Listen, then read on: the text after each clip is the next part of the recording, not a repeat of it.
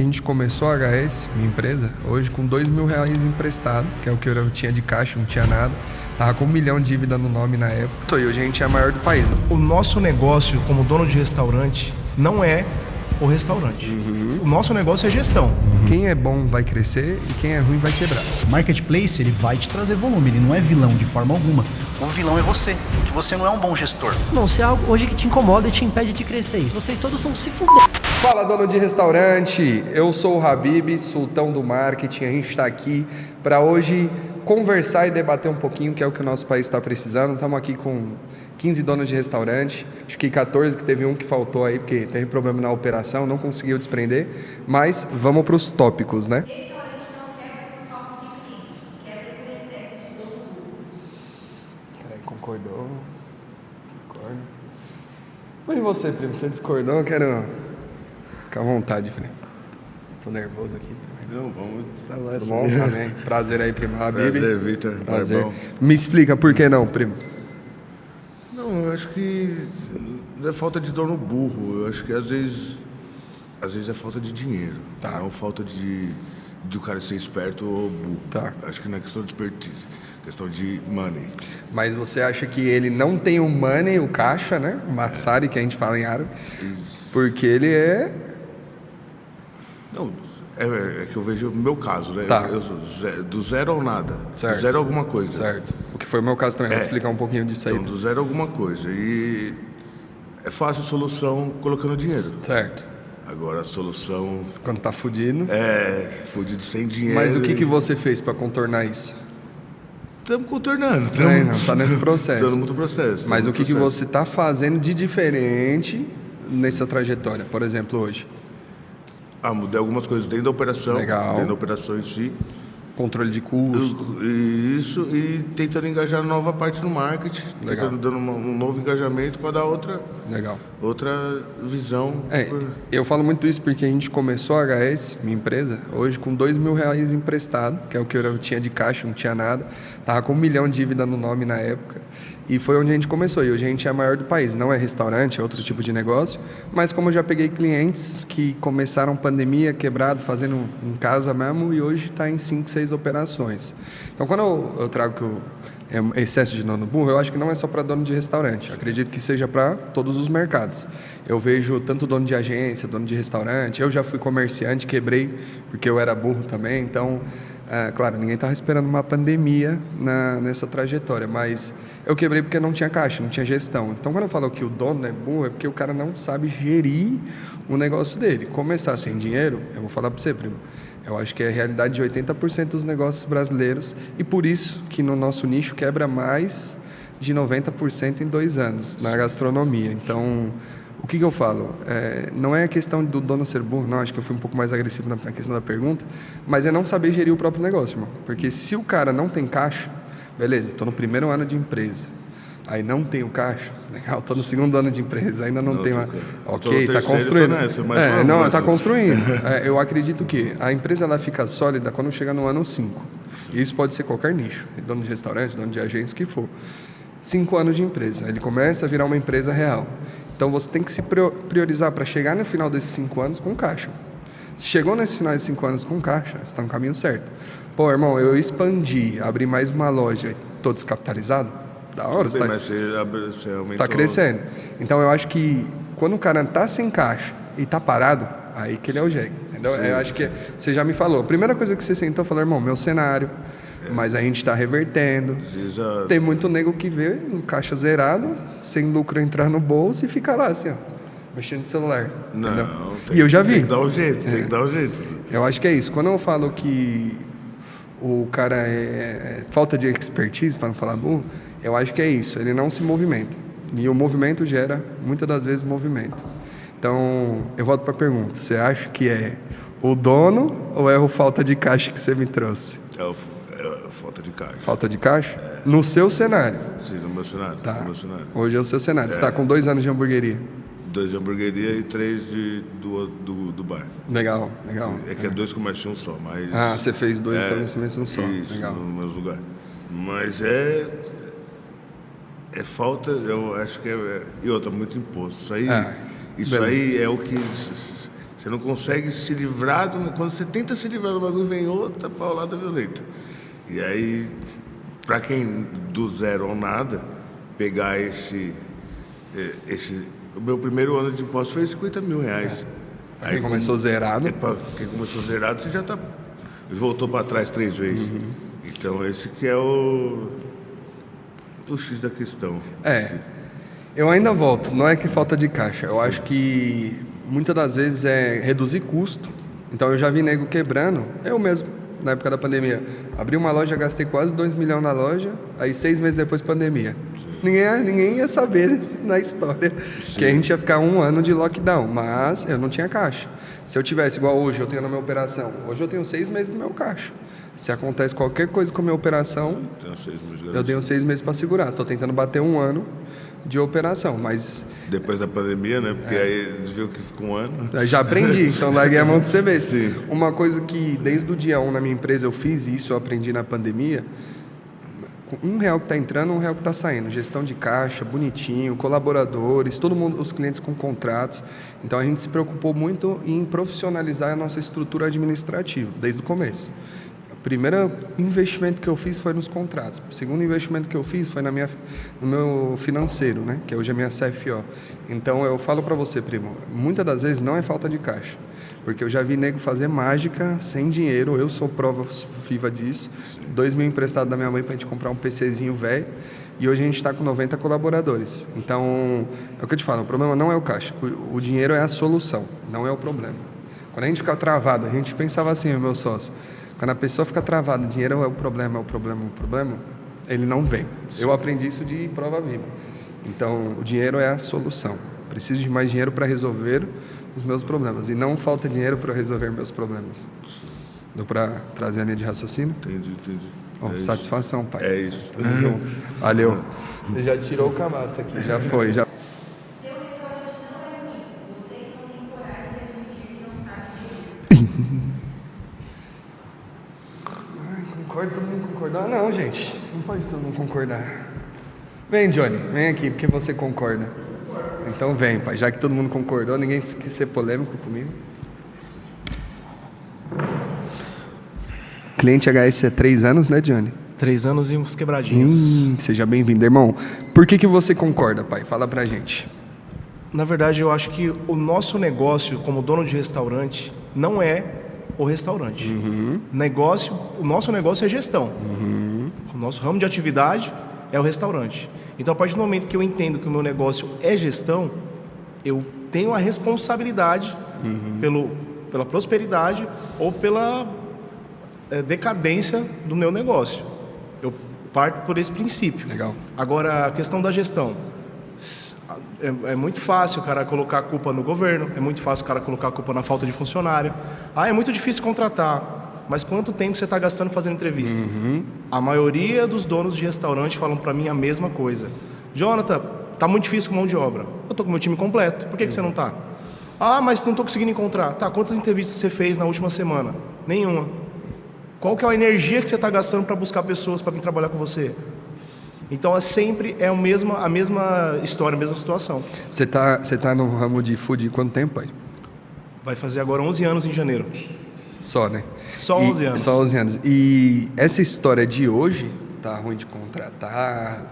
Ou você vê que já é... Desde quando eu comecei a trabalhar com o restaurante, a história é sempre a mesma. Qual que é a maior dificuldade? Falta de mão de obra. Legal. Foi há 10 anos atrás, foi há 5 anos atrás, foi no meio da pandemia, está sendo agora. Então, na verdade, não é a falta de mão de obra, é a falta da capacidade do dono ou do gestor de contratar, de conseguir fazer esse processo aí de captação, de recrutamento e seleção.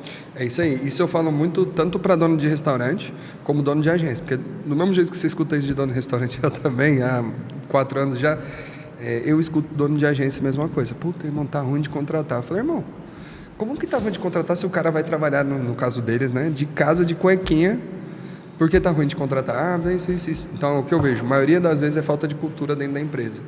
E uma coisa que eu admiro muito, mano, na Mr. Jones é a cultura. Você entra lá, você fala com o cara que entrou essa semana, ele já está alinhado com a cultura, ele está falando igual o cara que já está lá desde que eu entrei lá na Mr. Jones.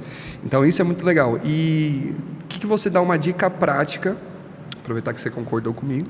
O que você dá uma dica prática que você fala, irmão, eu aplico isso na minha operação e dá certo? Há um tempo atrás, eu comecei a buscar mais conhecimento, comecei a olhar para quem estava dando resultado e o que eles faziam. Legal. E às vezes isso é o caso de muito dono de restaurante, e às vezes não só dono de restaurante, empresários no geral. Empresário. A partir do momento que você chega na tua empresa, boa tarde, pessoal. Boa tarde. Agora você chegar, boa tarde. Como é que você Apertando a mão tá? de cada Tudo um. bem? Pô, legal, seu cabelo tá bonito. Pô, legal, tu fez a unha. Criar aquele rapó. A partir do momento que comecei a aplicar isso, Puxar saco, né? Vocês estão vendo. não ser o puxa-saco, mas a partir do momento que eu comecei a aplicar isso todos os dias, a gente começou a ter uma energia diferente. Legal. As pessoas, elas entram nas nossas lojas, você já teve o prazer de ir Com lá, certeza. e todo mundo sai falando a mesma coisa. Cara, nesse lugar tem uma energia diferente. Esses dias atendi clientes lá que falaram, vem cá, me chamaram na mesa e falaram, vem cá, todo mundo aqui é dono do restaurante? Eu falei, não, por quê? Aí ela falou, nossa, mas todo mundo trata super bem. E é um dos primeiros pilares que eu coloco no Mr. Jones é senso de dono. Legal. Imagina que o Mr. Jones é o teu restaurante. Legal. Tu vai atender, tu vai cozinhar, tu vai limpar, tu vai fazer de acordo como se fosse o teu restaurante. E a pessoa, ela cria na mente dela, realmente, o Mr. Jones é um pedacinho meu. E faz de acordo com se fosse dela mesmo o restaurante. Eu vou te falar uma coisa que eu acho que eu nunca falei pra você, mas no começo da HS a gente analisava os clientes, né? Pô, está aí desde o início, e a gente analisava quem performava melhor e a gente analisava por que ele performava melhor. E a gente a gente tem a Lu lá do Reino na sua frente, vocês de um lado, e a gente começou a analisar que vocês, ambos, têm uma cultura muito forte. Então, cultura de levar o pessoal para passear, cultura de fazer treinamento com eles semanais. E isso, irmão, eu vou ser muito franco para você, e aqui olhando para os outros donos de restaurante, 90% não faz. Eu concordo totalmente contigo. E eu vou ainda indagar os donos de restaurante. Qual foi a última vez que tu sentou com tua equipe inteira e fez um treinamento? Qual foi a última vez que tu pegou o teu time de cozinha e falou, gente, vamos lá, uma horinha aqui, ó, comigo. Ó, é assim, assado. Pessoal de salão, ó, gente, o padrão de atendimento aqui tem que ser esse padrão. Às vezes o dono de restaurante, às vezes não, 90% das vezes, o dono de restaurante, ele reclama. Dono de empresa. E ele não faz a parte dele. É a minha parte. Eu sou responsável pelo sucesso ou pela derrota da minha empresa. Então, a partir do momento que eu coloco isso como eu sou autorresponsável pelos meus próprios resultados, eu começo a me mexer. E aí é onde tu vai fazer uma reunião com o teu time, é onde tu vai fazer um alinhamento. Acabou, pai. Acabou, estourou a bomba. Obrigado, John. Valeu, irmão. Então, por isso, tô aqui à E pra quem não segue, Mr. Jones, hein? Mr. Jones, hein? Ó. Bora.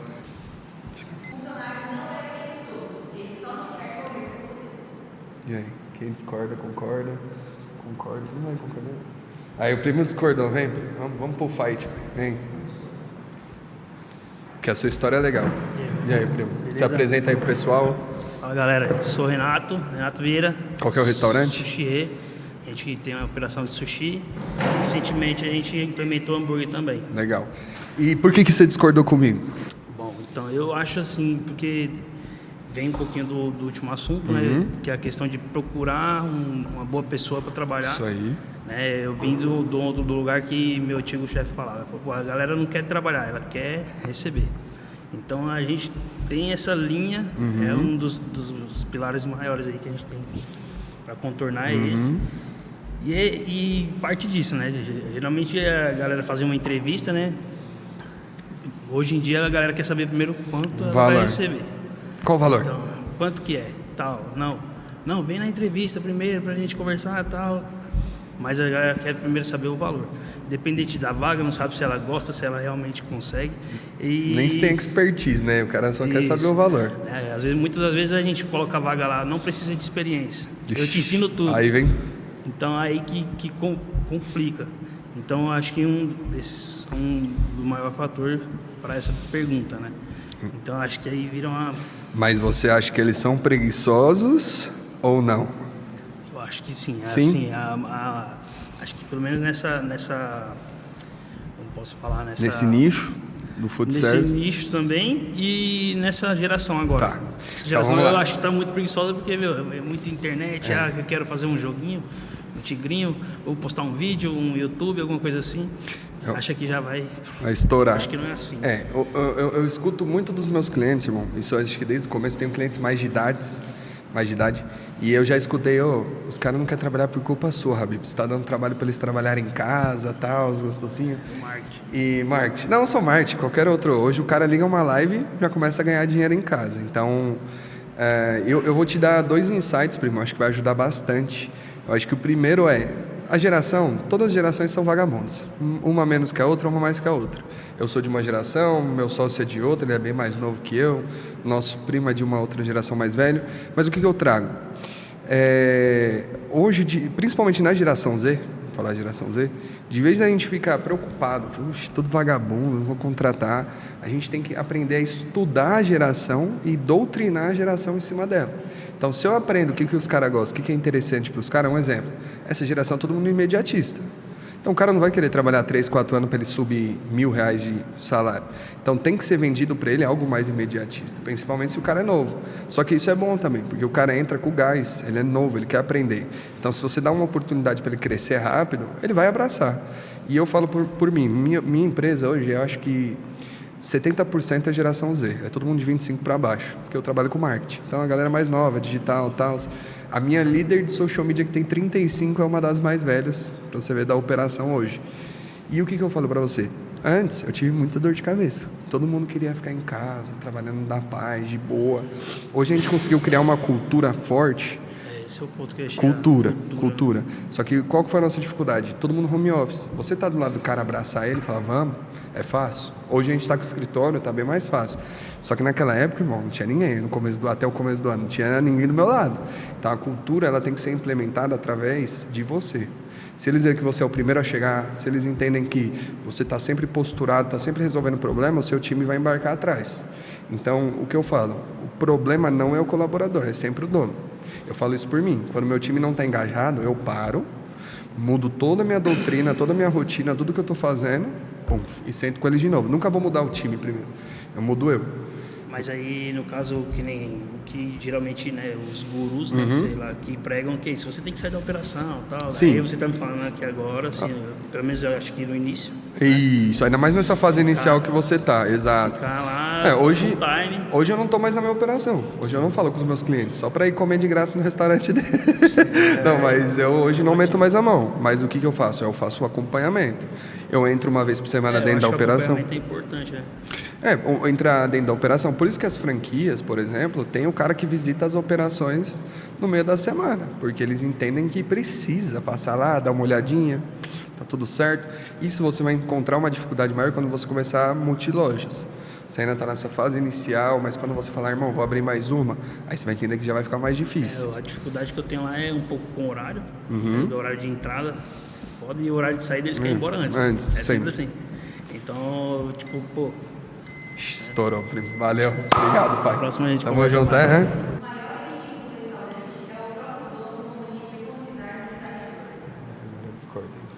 Vem, primo, vem. Boa. Beleza, primo? Vem. Se apresenta aí, apresenta o restaurante pra Eu nós. sou o Renan, do restaurante Padã. Legal, aqui em São Paulo, né? Que tem uma unidade nos Jardins e outra no Morumbi, que é mais voltada à padaria. Legal. E me explica por que você discordou comigo.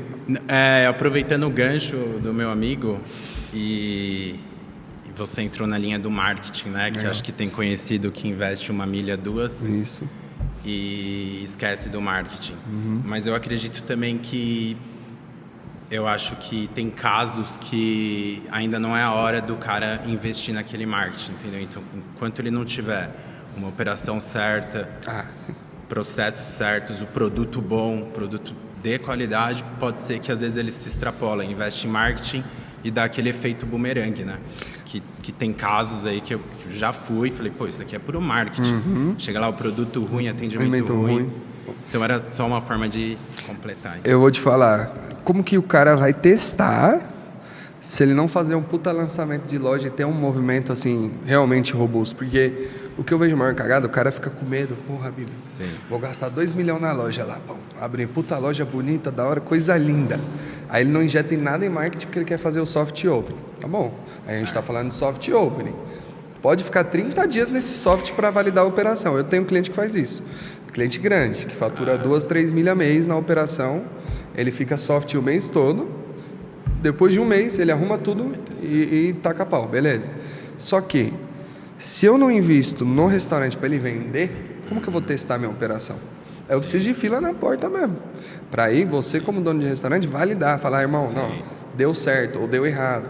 Tô com o meu cliente aqui, já N vezes a gente já fez isso. Bombou a loja, ele me ligou, ele falou, irmão, estamos nadando na operação, desliga aqui um pouquinho. Baixa o exato. Aí depois de uma semana, irmão, já arrumei, acelera essa Vai. porra de novo. Aí a gente Sim, começa a acelerar de novo. Então, o que eu vejo, não existe hora certa, hora ruim. Eu acho que se você desenha o roadmap do seu negócio, o que você busca pro seu negócio? Sim. O cara abre, o cara vai lá e injeta 2 milhas num lugar bonito e não sabe quanto quer vender, mano. Ele só abre, foda-se. Não sabe o que tem de equipe, eu já vi. Sim.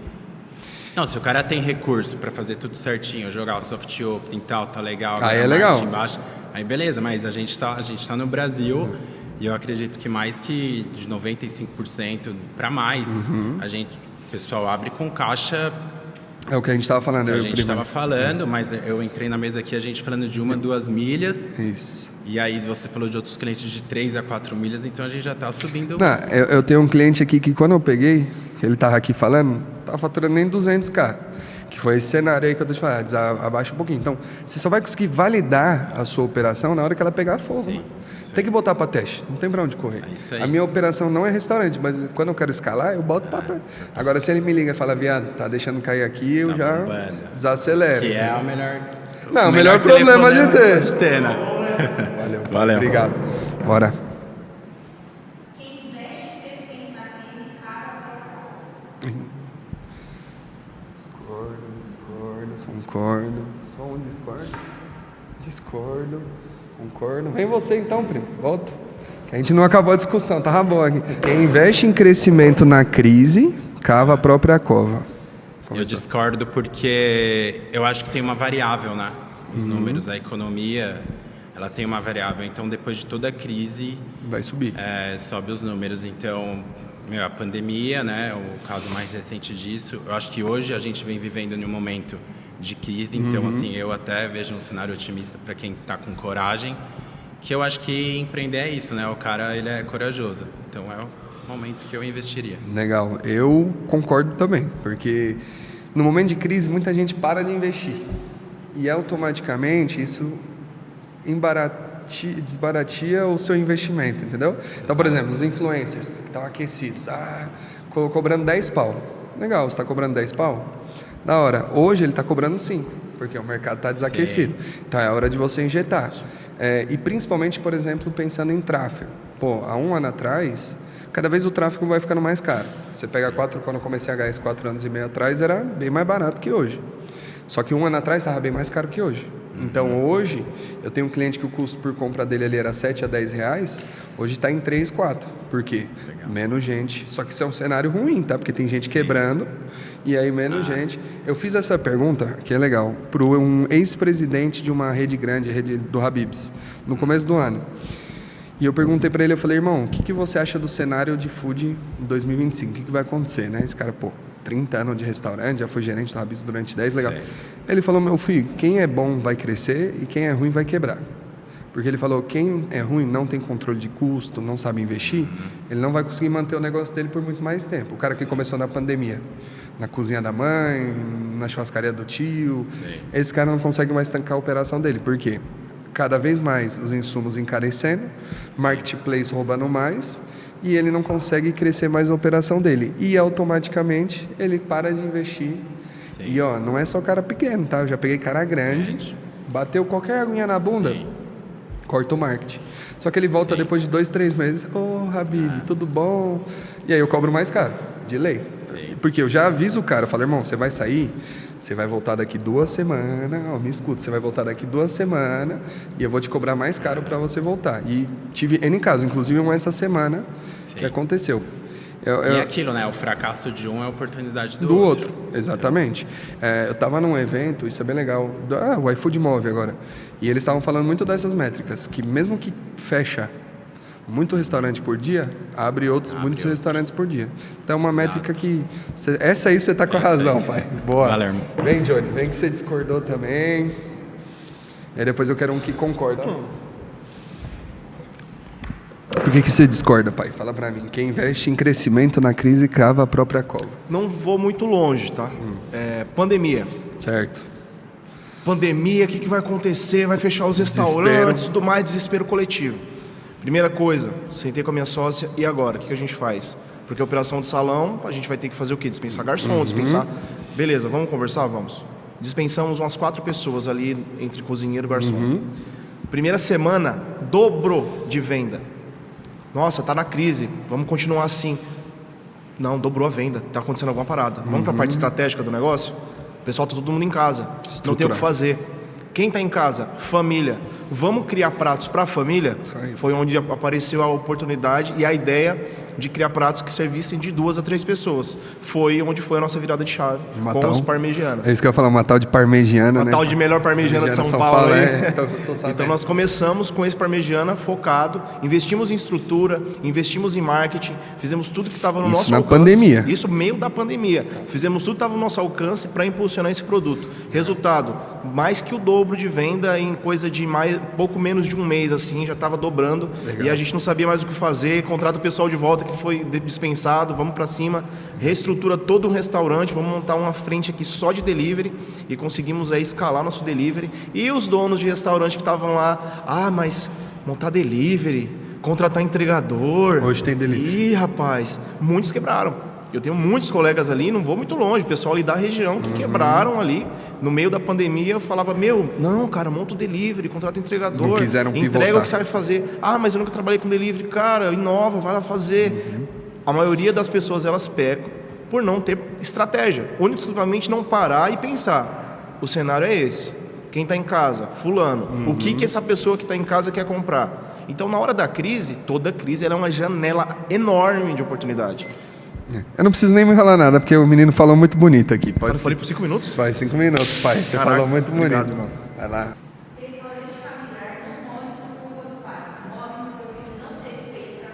Ih, quero ver quem vai discordar nessa aí. Discorde, ó, tem um discorde aqui. O primo concordou em todas aqui, o primo. Vem você então que discordou aí, primo. Eu nem tô usando, vocês estão vendo, nem tô usando minhas colas, tô indo no fluxo aqui. Beleza, primo? Tudo bem? Tudo bom? Como é que tá? O que você se apresenta aí pro pessoal, né, primeiro? Bom, meu nome é Breno, tem uma rede de restaurante e pizzaria. Legal, Breno. Aqui em São Paulo mesmo? Isso. Legal. Brasil todo. E por que você discordou, Breno? Vamos lá. Cara, eu não concordo muito com o que você falou, porque... Você é segunda geração? Desculpa perguntar. Sim. Legal. Na rede nossa de restaurantes, meu pai é mais velho e tal, e tá há muito tempo tomando conta do negócio, e eu não tenho esse apoio, essa voz dentro da empresa. Eu tento sempre trazer para ele sobre a novidade, sobre o marketing, tudo e tal. Venho trazer essa ideia, tanto que você comentou com os outros, essa nova geração. Só que eu não consigo provar meu valor. Entendi. Eu não tenho esse espaço, eu não tenho esse apoio. Eu quero trazer algo diferente para nossa empresa. Só que eu não tenho voz. Eu não tenho voz. Praticamente isso. Eu não consigo expor meus pensamentos, minhas ideias. Legal. E é praticamente isso, cara. Esse cenário seu, primo, eu vejo em muitas ocasiões. Eu tenho clientes que já são terceira geração, pra você imaginar. E, assim, maioria, tá? Não vou falar de todo mundo, não vou te generalizar. Mas a maioria de quem é segunda geração, todo mundo bundão. Maioria. Eu tenho clientes que é segunda geração que são fodidos. Que são os caras que seguram a operação, puxou o pai, que o pai ia quebrar e puxou a operação para cima. Mas 80% do que eu os conheço, todo mundo vagabundo. Não que seja o seu caso, tá? Pelo amor de Deus. Mas, o porquê eu vejo isso? Muito fácil acesso, muito fácil estar na operação, muito fácil não precisar aprender fora do que já está dentro de casa.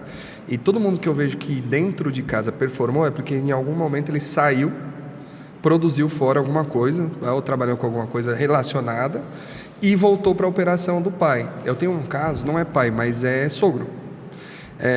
Dois cunhados, né, que eram 2 irmãs, casaram, e aí o sogro faleceu, e eles 2 tocaram a operação. E aí ele viu que um cunhado dele era vagabundo, e o outro não era. E ele foi e ele saiu fora e abriu o negócio dele. E hoje ele vende 10 vezes mais que o outro cara. Por isso que eu te falo, sucessão, e aí você pode discordar comigo, é algo que é complicado. Eu, no começo da minha adolescência, fui sucessor de algo, e me perdi ali no caminho. Os meus irmãos foram sucessor de algo que se perderam no caminho também. Hoje eu quebrei, abri meus negócios, quebrei de novo, abri de novo e estou aqui principalmente pensando nessa linha de não quero que meu filho trabalhe aqui dentro. Meu filho vai trabalhar lá fora, ele que se vira, porque eu acho que cria casca. Então eu acho que uma coisa que você pode falar para o seu pai hoje, eu acho que nem falar, tirar da mão dele. É só tomar a decisão. No momento que ele entender que você só está tomando a decisão, e vai gerar briga, vai gerar dor de cabeça, vocês vão sair batendo boca e tudo bem.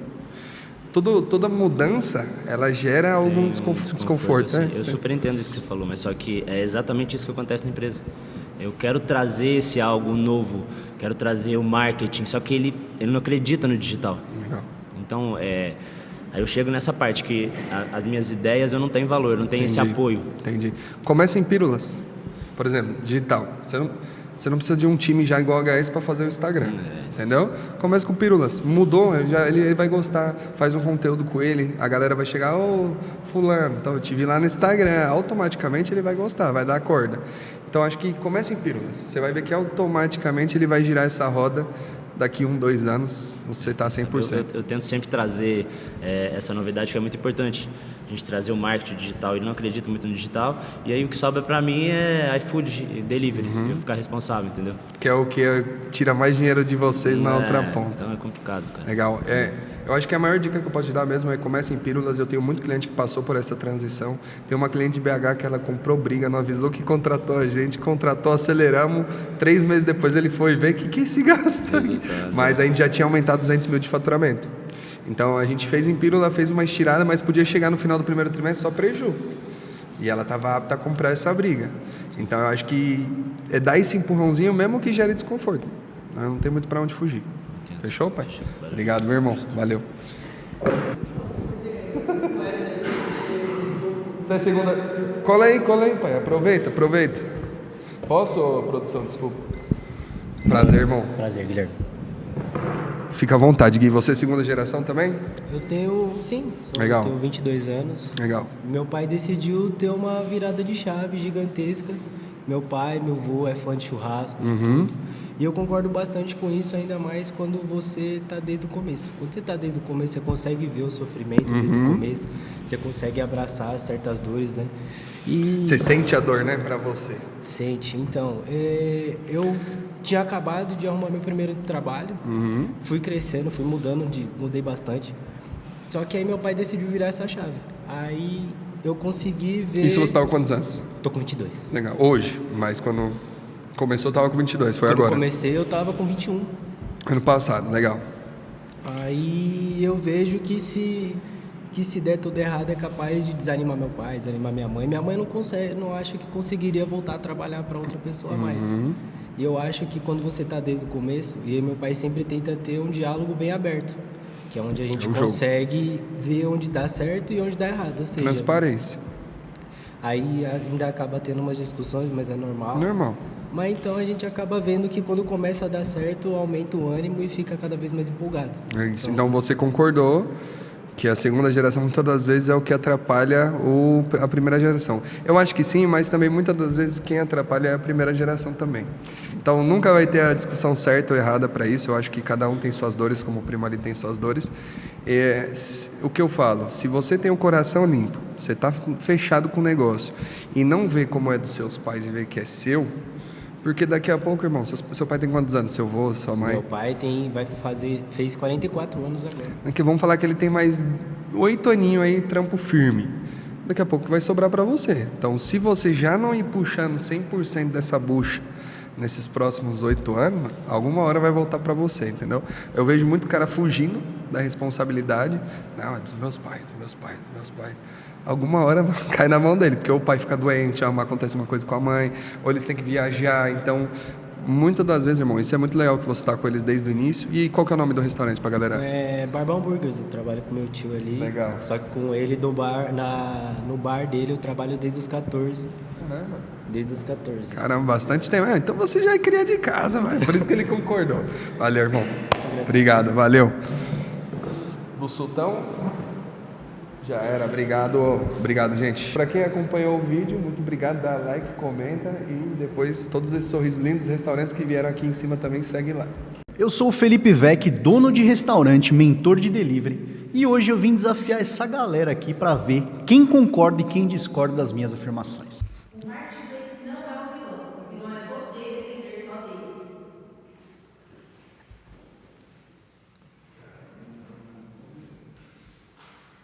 Vamos ver, eu vou chamar esse cara aqui, ó.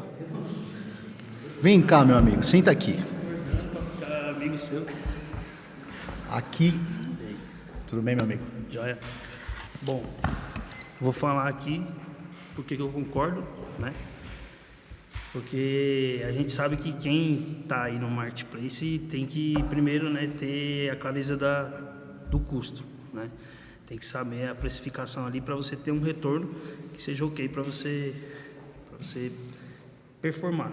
E aí, o que eu acho que ele não pode depender dele, porque o que eu vejo hoje é muita gente que não conhece querendo entrar e quem conhece querendo sair. Então, esse é o fato que eu concordo, né? Então... Mas aí eu te pergunto, hoje você acha justo as taxas que os marketplaces cobram para você no seu restaurante? Não, justo não é. Por isso que tem que saber jogar o jogo deles, né? A gente sabe, eu tenho uma equipe que cuida para mim do meu iFood, é recente, né? Mas eles, pelo menos é o que eles me dizem, né? Eu ainda não cheguei a estudar a fundo pelo fato. Eles dizem que é realmente um algoritmo. Eles têm que, tem que saber jogar o jogo. Mas por que você acha que a taxa não é justa? O que te faz achar que essa taxa não é justa? Primeiro, a taxa é alta ou é baixa? Alta. Alta? Alta porque acaba sendo uma sociedade, né? Tá. Eu acredito que muitos donos aí que têm sociedade, eu não tenho sócio, mas acredito que muitos donos aí têm uma porcentagem menor do que eles. Tá. Certo que eles te trazem venda, mas é esse o ponto que eu falei, né? Você tem que Mais ter alta. clareza do custo. E aí, o que te faz achar, então, que essa taxa é alta pelo que eles te oferecem? O que talvez está faltando eles te oferecerem aí que você acha alta essa taxa do marketplace? Cara, começa pela dor que o dono acaba passando, né? Às vezes o motoboy ali teve um problema com a entrega, você acaba ficando com o custo, e aí meio que fica para o marketplace esse problema, né? Então, às vezes, você acaba ficando com um BO no colo. E aí eu acho que eu acho alto por conta disso. Tá, eu vamos acho lá. que deveria ter um apoio maior. Eu discordo que é alta, e aí eu vou explicar o meu ponto de vista para você, até para você ter esse conhecimento sobre marketplace, né? Imagina que o iFood, ele é como se fosse uma avenida. Você é de que cidade? São Paulo. São Paulo. Imagina que você precisa de uma avenida movimentada. Você precisa estar com o seu negócio numa avenida movimentada para você ter volume de vendas, né? E o iFood hoje, ele te cobra uma taxa fixa para você estar numa das avenidas mais movimentadas de São Paulo. Então, quando a gente fala que a taxa é alta, às vezes é por desconhecer todos os custos que estão por trás. Imagina se você tivesse que ter um custo de alocação, se você tivesse que estar com um imóvel próprio ali nessa avenida que eu estou te falando, que é a mais movimentada de São Paulo. Quanto você gastaria do seu bolso para estar nessa avenida? Usando essa analogia que você trouxe, eu já não vejo como uma avenida, eu vejo como uma cidade, né? E aí, como eu falei, que essa empresa cuida para mim, usando essa analogia que você falou, eu vejo que depende da rua que o iFood me colocou, que são as listas, ou o que eu me inseri, ou o que eles disserem, né? Porque você tem lista que você é custeado pelo iFood, tem lista que é custeada por você. Então, tem que ter um custo bem calculado para você saber em que rua você está. Não, a precificação, sem dúvida, é a mais importante de todas, tá? Quando você diz que o iFood te coloca, eu discordo. Você se coloca como restaurante. Uma falha grave hoje é você terceirizar uma responsabilidade grande, que é a gestão do seu marketplace com o gestor, tá? Isso é algo que você precisa pensar. Não é pecado você ter alguém cuidando do seu iFood, desde que você saiba as estratégias que estão por trás. O que você não pode é terceirizar essa responsabilidade e deixar só na mão do gestor, que é o que muito dono de restaurante faz. O cara, ele não sabe o que o gestor está fazendo na loja dele. E isso é perigoso. Então, assim, quando você fala que você precisa se colocar numa avenida, que o iFood te coloca numa avenida, não é assim. Você, como dono, se coloca nessa avenida. Você se coloca com produtos iscas, você se coloca com fotos, você se coloca com as alavancas dentro da plataforma. Então, não é defendendo a plataforma, tá? Inclusive, aqui a gente não tem bandeira, né? Mas, de fato, eles trazem uma visibilidade que sozinho seria muito difícil você ter.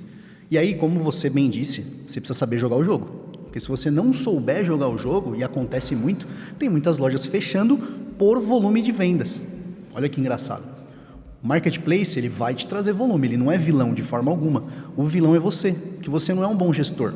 Você está terceirizando uma responsabilidade grande de precificar, de gerir um marketplace tão importante na mão de um gestor. Entendi. Certinho. Valeu. Depois da pandemia, o delivery morreu. O cliente que quer vai no salão. Vou chamar esse rapazinho aqui. Vamos lá. Essa foi clickbait, hein? Tudo bem? Bom, Guilherme.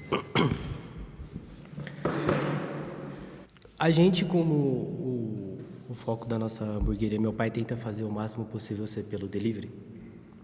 A gente ainda não tem muito espaço no salão, mas geralmente a gente acabou de abrir no presencial e muita gente que acaba indo lá, acaba preferindo 1000 vezes comer no lugar do que preferir o iFood. Além do mais, de um preço muito alto pelo iFood também, de altas taxas. Por que você sente que a galera está preferindo comer no local do que o delivery? Qual que é o feedback que você tem? Eu recebo mais a reclamação do preço mesmo, porque o preço que a gente põe no nosso lanche, pelo iFood ele acaba sendo um pouco mais alto levianamente por causa das taxas que o iFood acaba comendo bastante. E depois que veio esse 99 que a gente abriu, no que a gente fez durante um ano, começou a ter retorno depois desse um ano agora. Acabamos tendo 12 entregas, num dia. Tá. Essa afirmação, eu discordo, tá? Eu não acho que o delivery morreu pós-pandemia. Inclusive, o que eu acho é totalmente o inverso disso. Eu acho que o delivery nasceu depois da pandemia. A gente tem um delivery pré-pandemia e a gente tem um delivery pós-pandemia. O mercado de delivery no geral foi potencializado. Imagina que tinha muita gente em casa, presa em casa, e quando isso se flexibilizou, essa galera continuou em casa. Então tem muita gente que ainda prefere pedir em casa. O que pode estar acontecendo com você é que você, refém de marketplace, não está conseguindo direcionar o cliente do salão para o seu marketplace próprio. Entenda o seguinte, tá? O mundo do delivery ele é composto de 2 clientes. Tem o cliente do marketplace e tem o seu cliente. O seu cliente é o cara que vai comprar diretamente com você. O cliente do marketplace é o cara que está dentro de um aplicativo qualquer e ele vai comprar com quem tiver cupom, quem tiver melhor colocado em ranking, quem tiver numa lista melhor. Tá? Você tem que puxar esse seu cliente para o seu delivery. Então, parar de depender do marketplace vai te ajudar nisso. Hoje, talvez, você está focando muito nessa questão do marketplace, a gente não precisa citar nomes aqui, mas você está se esquecendo que o delivery é um modal. E depois da pandemia, cara, os restaurantes que estão tendo essa regressão no delivery estão na contramão do mercado. E isso é perigoso. Você precisa, inclusive, pensar que você mesmo disse que você não tem uma estrutura tão grande de salão. A única forma de você conseguir escalar esse negócio é com delivery. Você precisa de menos estrutura, menos pessoas. Então você vai conseguir dar vazão ali num volume que no salão seria impossível, porque é físico, né? 2 corpos não ocupam o mesmo espaço no plano. A gente não consegue colocar 2 pessoas sentadas na mesma cadeira. Agora no delivery sim. A gente consegue colocar 2, 3, 4, 5 pedidos numa mesma cozinha ali para atender 5, 6 casas diferentes. Tá certo. Concordou comigo agora? Concordei. Então vamos pro próximo, pô. Vamos chamar mais um aqui. Deixa eu ver as plaquinhas de novo. Tá discordando. Vem, vai. Vamos conversar. O senhor lembra da pergunta? Lembro. Top. Vamos lá. E eu peguei essa transição, né, toda do delivery, tanto antes quanto agora, como trabalhando, focando no delivery, como agora precisando do delivery, né? E o meu problema é o marketplace, eu acho. Eu acho que tem um problema muito grande de posição. Aí eu já vou te corrigir. O marketplace não tem um problema. Imagina que a gente tem um mercado inteiro usando esses caras, grandes redes estão usando esses caras e estão tendo resultados positivos. Talvez o problema está na sua gestão do marketplace. Eu acho assim, tipo, para você entrar nesse marketplace, você, tipo, Você abre um negócio novo. Você entrou no... É um negócio que você abre novo. Para entrar no marketplace é um negócio muito difícil. O novo. Estou falando novo, não... Às vezes, que nem o iFood chegou depois de muitas lojas que já eram consolidadas, tanto no delivery quanto no presencial. Certo? Ele chegou depois. E ele, querendo ou não, ele engoliu tudo isso aí. Vou parecer repetitivo, tá? Mas as pessoas, elas têm uma falha muito grande em achar que o delivery se resume aos marketplaces, cara. O delivery não é isso, ele é um modal. Imagina lá atrás, nos anos 90, quando não existiam aplicativos, a galera ligava e pedia sua pizza, não é isso? Sim. Isso perpetua. Sim, tem o que até acontece? Hoje que não tem nada de Exato, e vende. O que acontece? É muito mais cômodo você colocar sua loja dentro do marketplace e vender. É difícil você ir para o marketing, mostrar a cara, fazer realmente um marketing externo para o delivery. Talvez seja isso que está te travando. Sim, entendi. Isso é. Bora. Hoje em dia só dá certo se a comida for barata. Essa é muito boa. Caramba, todo mundo discordou? Deixa eu chamar esse cara aqui. Conversar com ele, vamos ver. O que ele vai falar pra mim? E aí, tudo bem, meu irmão? Bem, Felipe. Tava esperando alguém colocar concordo, que só comida barata dá certo. Bom, eu discordo, porque eu acho que, muito pelo contrário, eu acho que hoje o pessoal, as pessoas, né, estão atrás de experiência e de uma comida mais sofisticada, né? As pessoas têm mais informação. Eu acho que cada vez tem mais qualidade. Então, dá para comida barata vender, eu acho que sempre vai ter demanda para isso, quanto uma comida com um valor agregado também. Eu acho que tem espaço aí. Você vê, por exemplo, um movimento de delivery especificamente, de uma redução boa no ticket médio? Você vê assim, caindo o ticket médio cada vez mais, tá tendo uma mudança no comportamento da pessoa que pede em casa, de querer pedir mais vezes com um ticket menor do que menos vezes com um ticket maior. Você sentiu isso? No delivery especificamente. Mas no meu negócio ou no... No geral, no mercado como um todo. Tipo, mas isso é um dado real? É um dado real. Eu só tô te perguntando se você sentiu isso, tá? No meu negócio eu não senti, mas se for um dado real, eu acredito que tem a ver com o momento do país como um todo. Eu acho que é isso. O que acontece? Um dado que eu vou trazer para você.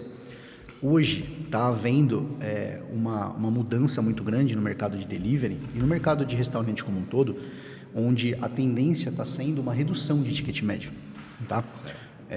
Cada vez mais a gente vai ter um consumo em maiores quantidades de pedido com um valor menor. Isso daí é algo que estão trazendo muito da China, muito do exterior em si, onde as pessoas elas tendem a cozinhar muito menos, então pedir mais vezes o delivery, utilizar o delivery como uma cozinha externa, e com essa alta muito grande dos alimentos no mercado, onde é que você, no açougue, em todos os pontos aí de alimentação, está ficando cada vez mais vantajoso para a galera pedir comida. Então, às vezes, você está na sua casa sozinho e aí você vai fazer uma comida, vai fazer um almoço. Você percebe que está muito mais barato você pedir do que você cozinhar. E aí a gente está com um tempo cada vez mais reduzido. O tempo é o ativo mais precioso que o ser humano tem. Sim. Então, a cultura ela está caminhando para um ponto onde, se você tiver muito focado em experiência, no delivery você vai sumir. Essa é a verdade, tá? E aí você precisa pensar o seguinte: você precisa depreciar a sua marca, tirar a questão de você vender mais caro no seu salão, mudar a sua comida? Não. Você pode trabalhar com multimarcas. Talvez essa seja uma tendência muito forte daqui para o futuro, de você ter marcas para atender através do delivery, marcas para atender no seu salão. Então você pode sim ter, por exemplo, uma padaria super sofisticada, gourmet, legal, com um produto excelente, com uma experiência para o seu cliente, e ao mesmo tempo você servir ali uma culinária mais popular, com um ticket menor. Sim. E aí eu vou te falar um benefício disso, tá? Quando você tem um ticket menor, automaticamente você tem mais volume. São coisas totalmente proporcionais. Quanto maior for o seu ticket, menor vai ser o seu volume. Perfeito. Por quê? Você está mais nichado num público que vai consumir menos e você vai ter ali um poder aquisitivo mais restrito para pedir. Quando você entra num ramo popular, você vai vender muito mais. E aí, quando a gente pensa em margem de contribuição, cara, é maravilhoso você ter volume, porque você dilui custos, entende? Sim, sim. Então, essa tendência da diminuição do ticket, de comida barata funcionar, para o delivery hoje, está cada vez mais latente e eu acho que ela vai dominar o nosso mercado. A gente tem que estar sempre atento a isso. Além disso, entrando outros concorrentes da empresa hoje que domina, né, o marketplace, e eu acredito que acaba um pouco do monopólio, então tende a, né, nessa semana mesmo eu já percebi uma outra concorrente que entrou que o ticket médio deu uma baixada por incentivo e tal. Então, eu acho que a tendência é realmente sempre crescer. E isso, a gente traz esse tema para essa discussão justamente para te trazer uma visão que talvez você não tinha antes daqui. Diminuição de ticket médio não significa que você está perdendo dinheiro, se você não aumentar volume. Agora, se você conseguir, junto com a diminuição do ticket, trazer mais volume, você vai acabar, às vezes, faturando muito mais. Eu tenho vários amigos do ramo de food service que eles faturam muito mais com um ticket ali menor. Sim. Enquanto tem grandes redes aí buscando um ticket altíssimo, eles preferem ganhar no volume, entende? Legal. Marketing é gastar dinheiro à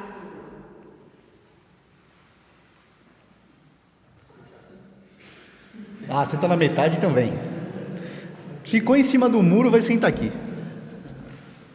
Aqui não tem ninguém em cima do muro, pelo amor de Deus. Caraca, velho. Vou virar tema do negócio. Vamos lá.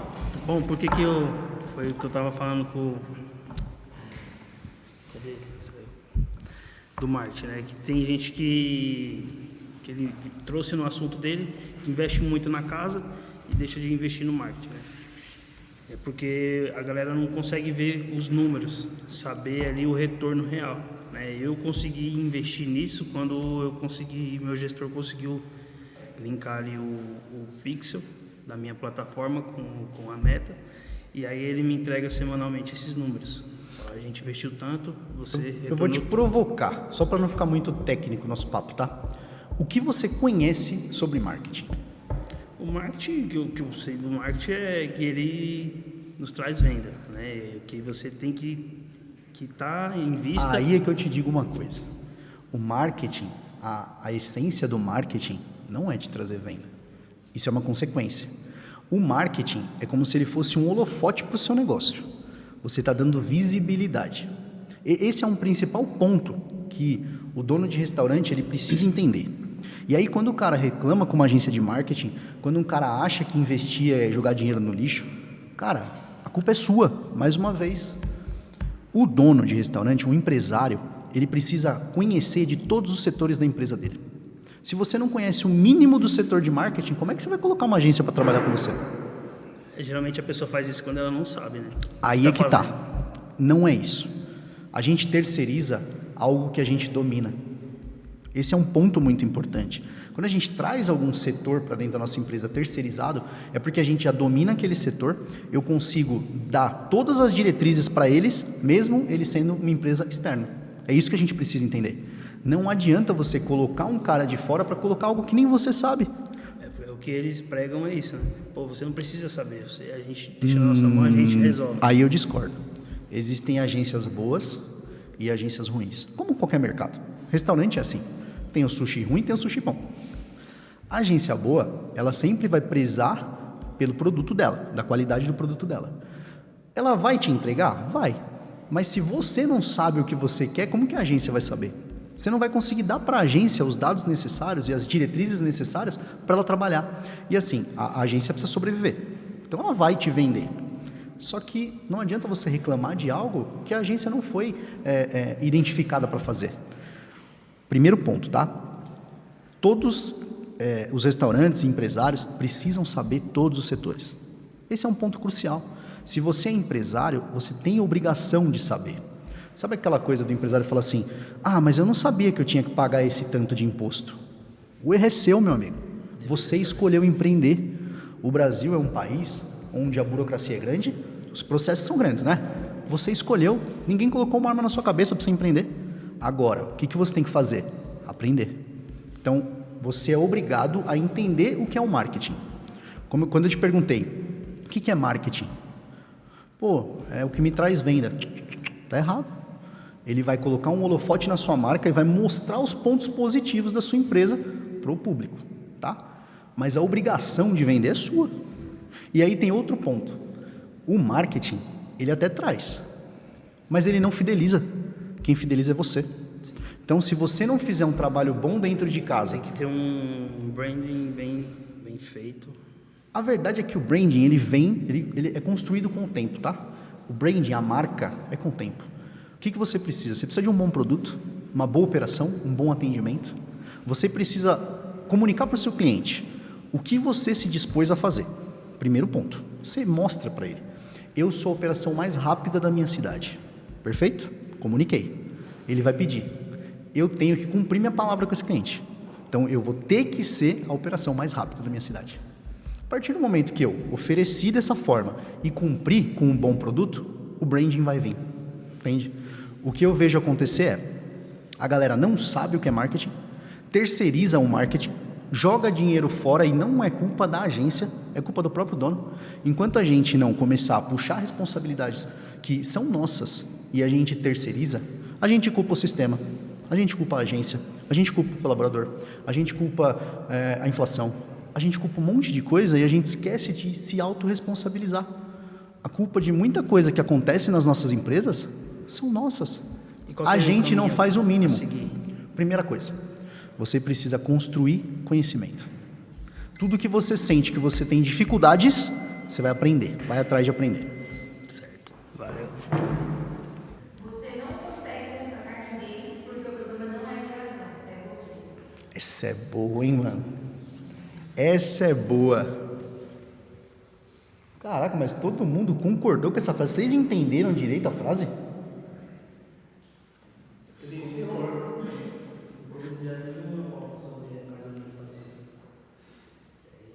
Cara, eu vou chamar esse cara aqui. Ele discordou, vai ter que falar agora. Acho que não estava no plano. Não, fica tranquilo. Por que você discordou disso, meu amigo? Primeiro? Prazer. Cara, eu não concordo porque, seguinte, você vê uma geração muito mimimi, sabe? É a geração do gato gago. Cara, cansado, assim, tipo, não faz sentido pra mim essa geração com tantas possibilidades e tanta baixa produtividade. Tá, vamos lá. A geração como um todo, tá? O ser humano, ele evolui. Isso daí é algo que a gente não tem como ir contra. O ser humano, por regra natural, o ambiente influencia, a convivência influencia, as dificuldades do ambiente influenciam. Isso daí, inclusive, quando você pega de uma geração para outra, você percebe que quanto maior a dificuldade de uma geração anterior, você traz um pessoal mais fraco para a próxima. Porque eles não tinham que trabalhar tanto ali. Os nossos antepassados trabalhavam pra caramba, né? Os caras inventaram fogo, faziam arma com pedra. Hoje em dia está mais tranquilo. Só que lutar contra isso não funciona. A gente precisa entender que assim como o ser humano evolui, a geração muda, as lideranças também têm que mudar. Os gestores precisam mudar. Hoje, o que eu mais vejo são gestores que, assim como você sentou aqui, me dão argumentos fracos, no sentido de, essa geração não quer trabalhar. Tá, mas o que você faz para estimular? Porque sempre houve estímulos diferentes, mas sempre houveram estímulos ao longo do tempo. O que você acha que o dono está fazendo de diferente para estimular essa geração atual? O que você acha que está fazendo assim? O que você vê hoje que você fala assim, cara, os gestores estão tentando, mas essa geração está perdida?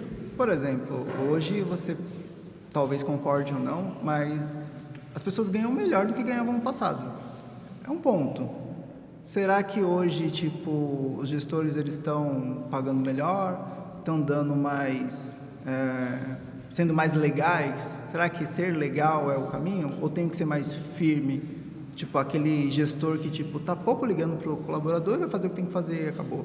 Então, pode ser que talvez pagar melhor seja a solução, ou talvez ser um gestor mimimi também e, tipo, concordar com tudo e manter o cara ali na operação. Cara, isso é um dado interessante, né?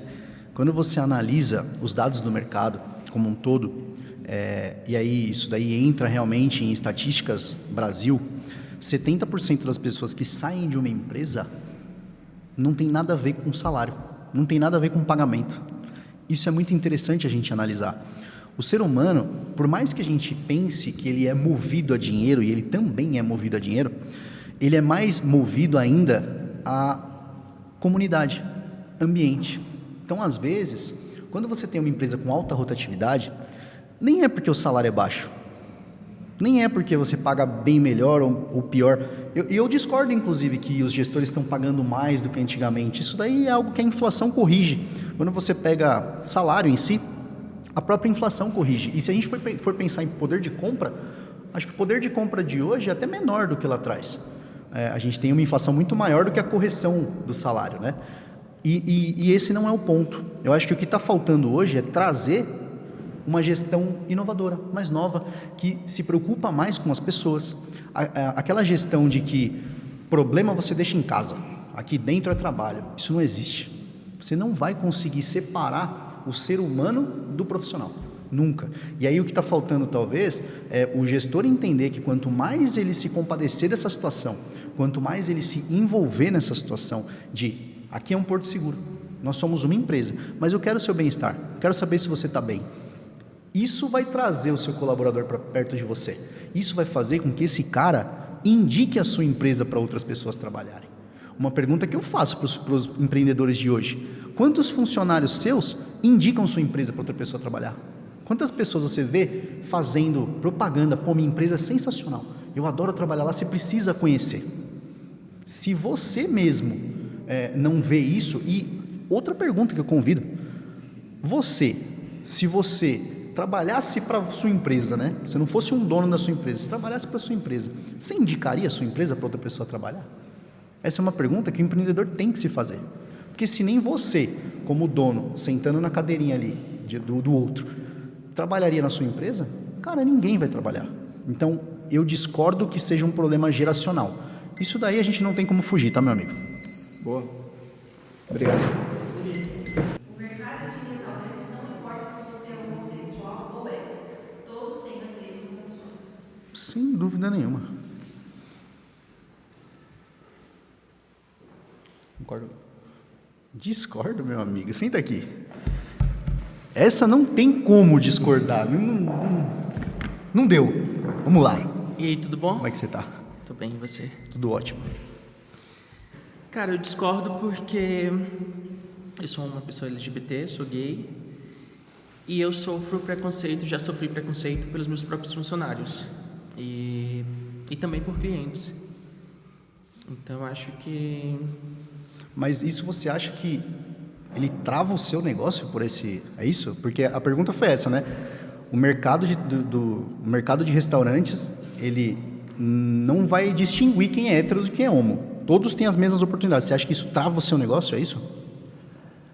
Eu acho que trava, assim. Eu acho que eu poderia ter crescido mais na minha empresa. A minha empresa poderia ter crescido mais se eu não sofresse tanto preconceito.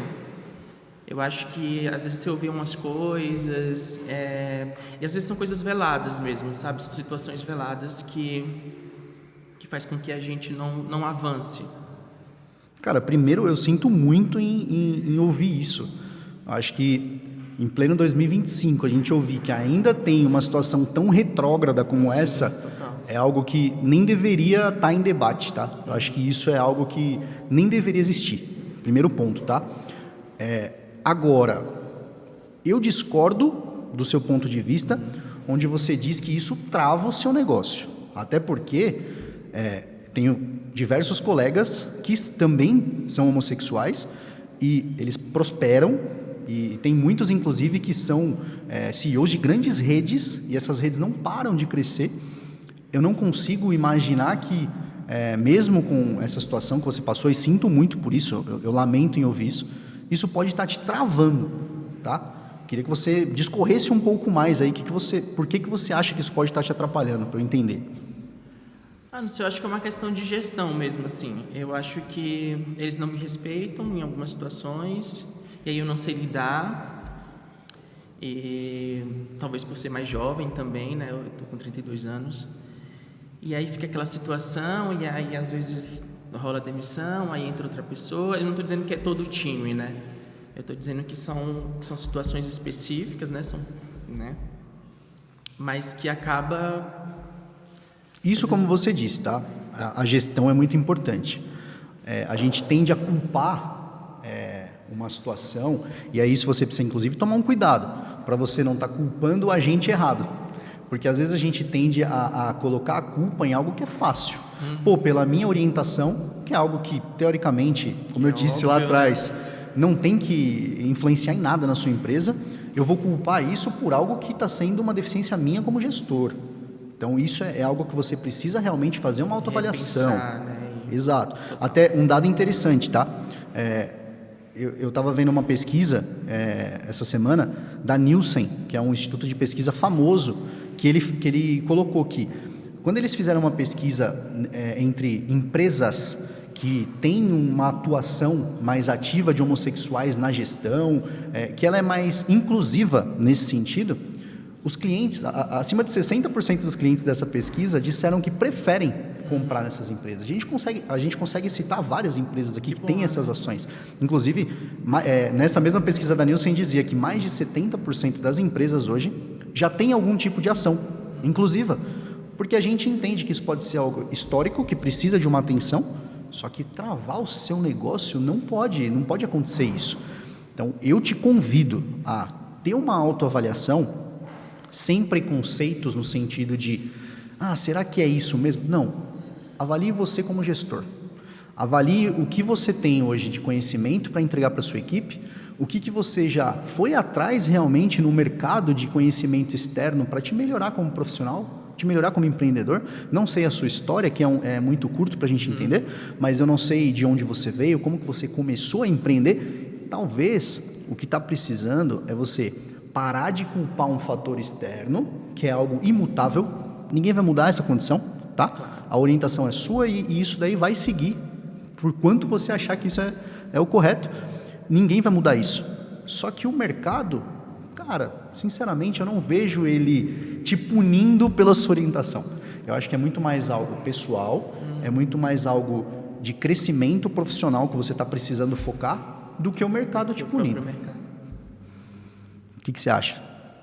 Eu acho que eu concordo com você, assim. E quando você fala dessa pesquisa, é bem interessante, porque realmente, quando eu acesso uma empresa, né, enfim, de ordem pessoal mesmo, e tem um profissional que é LGBT ou algum tipo de minoria, eu acho que eu dou um check, sabe? Tipo, porra, que massa. Sensacional. Né? Que bom que você concordou comigo. Fiquei feliz. Querido. Fiquei feliz.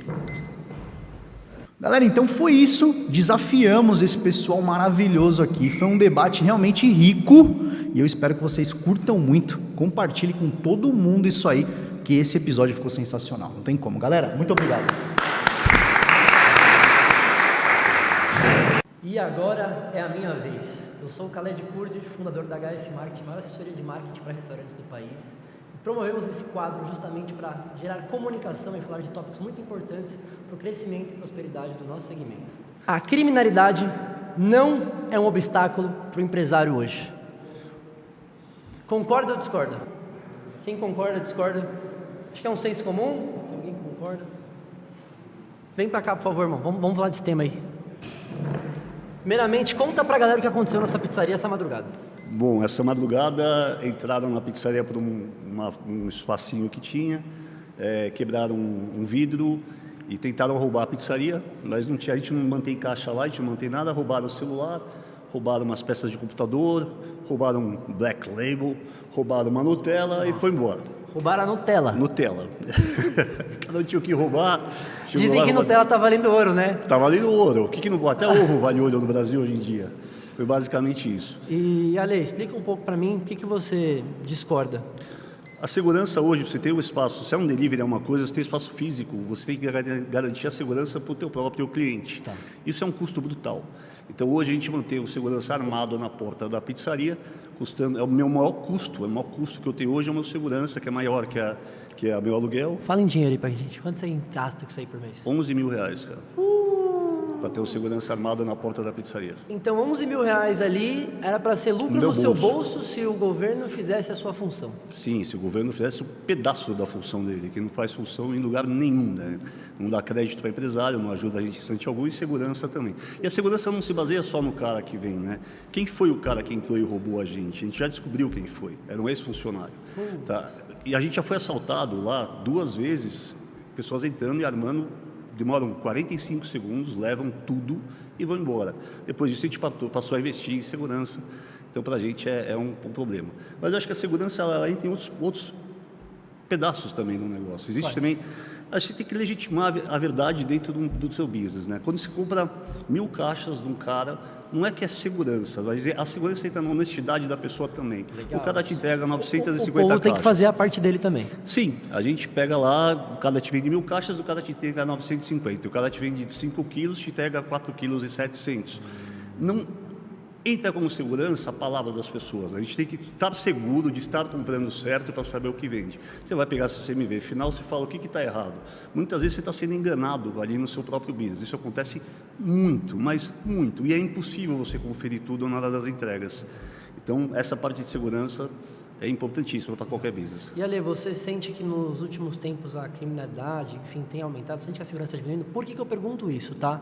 Vi uma pesquisa da própria Veja ou da Folha, se eu não estou enganado agora, depois eu confirmo essa fonte, mas foi feita entrevista com os brasileiros e 55% da população acredita que o índice está aumentando. As pessoas estão se sentindo cada vez menos seguras nesses últimos anos. Sim, a sensação é diferente da verdade, né? A gente tem estudos aqui desse bairro, Jardim Guedala, que a criminalidade aqui diminuiu, mas a sensação que a gente tem é que ela disparou, porque você tem muita mídia social, muita gente apontando, então você vê o cara matando o cara ou qualquer coisa, a minha sensação é que piorou. Eu acho que o Brasil piorou, né? Eu acho que hoje, politicamente falando, você tem 1000 bolsas, famílias de bolsas, não sei o quê. O cara que vai trabalhar com você, ele não quer ser registrado. Ele quer que ganhe X e quer... Ah, não, porque senão eu vou perder meu Bolsa Família. Criou um bando de vagabundo que não quer trabalhar. Porque o cara ali ganha seus R$ 1.500 por mês, o filho ganha não sei o quê, o cara não quer trabalhar. Você não arranja mão de obra. Não existe mão de obra no Brasil. Você substituir um auxiliar ou qualquer coisa, o cara não existe. Porque o cara não está afim de trampar. Então, isso tudo entra em nível de criminalidade. O cara, porra, beleza. O criminoso também ganha o Bolsa Família. Só que ele já está ganhando garantido o pau e meio, ele vai assaltar também. O criminoso não respeita a própria favela, coisa que ele respeitava antigamente. Hoje em dia os caras não respeitam o próprio espaço. O cara assalta dentro da própria Paraisópolis ou dentro da própria comunidade do Real Parque. Isso não acontecia. Tá, eu tenho um ponto. Eu concordo em muitas coisas que você disse, só que você falar que não existe mão de obra é algo muito, muito errado, porque eu tenho números que dizem o contrário. Hoje no Brasil a gente tem somente 7% de taxa de desemprego. É mentira esse número. Por quê? O que é taxa de desemprego? Hoje, quando a pessoa não está empregada, ativamente. E como você sabe quem não está empregado? Com as pessoas com a carteira de trabalho, os registros, não, os quando a pessoa meios, procura, quando a pessoa procura emprego. Procura emprego. Se ela não procura emprego, você não sabe que ela está desempregada. E hoje você tem um número brutal de pessoas que não procuram emprego. Não estão ativamente procurando. Elas não procuram, não estão com elas estão ali. satisfeitas com Bolsa Família, elas estão satisfeitas com Bolsa, desculpa o palavrão, puta que pariu, elas estão satisfeitas. Então elas não procuram emprego. Se você pegar um número real de quantas pessoas que procuram emprego e não conseguem, você chega no desemprego de 7%. Mas onde tem esse número hoje? De pessoas que não procuram? É só pegar o número de Bolsa Família. É só você pegar vários estados brasileiros que o Bolsa Família é 55% da população. Esses caras não trabalham e não procuram emprego. Eles não procuram emprego. Tenta montar um negócio, não sei se vocês passam por isso, e contratar alguém. É uma grande dor no mercado. Nossos clientes mesmo dizem que é uma grande dor de mercado. Inclusive, a gente faz campanhas de tráfego. A gente tem que, hoje o empresário tem que investir em anúncio, em tráfego pago, em anúncio online, para conseguir currículos, para conseguir qualificar. Então. E muitas vezes as pessoas nem chegam a ir na entrevista. Eles marcam de presencialmente, o empresário ele vai, para o tempo dele, e gasta um dia e às vezes de 10 entrevistas não tem uma pessoa que realmente foi. Então, para você entender o que é desemprego, você não tem que ver o desemprego. Você tem que ver o cara que efetivamente procurou emprego e conseguiu ou não. As pessoas não procuram mais emprego. Mas entra um ponto. E o cara que não conseguiu porque ele acredita que, O mercado hoje não me valoriza, o mercado não quer me contratar. Sim, eu acho que todos são são mal remunerados. Só que a gente, como empresário, também é mal remunerado. Você pega uma empresa que você tem que pagar 11 mil reais por segurança, 8 mil reais de aluguel, 20 mil reais de imposto. A gente não consegue remunerar melhor. Ninguém aqui, todo mundo aqui acha que gostaria de remunerar muito mais o funcionário. Não tem como. Você não tem lucro. Então, são números muito maquiados, cara. A verdade, nua e crua, é que o desemprego no Brasil não existe, ou está pequeno, ou está baixo, porque as pessoas não estão procurando emprego.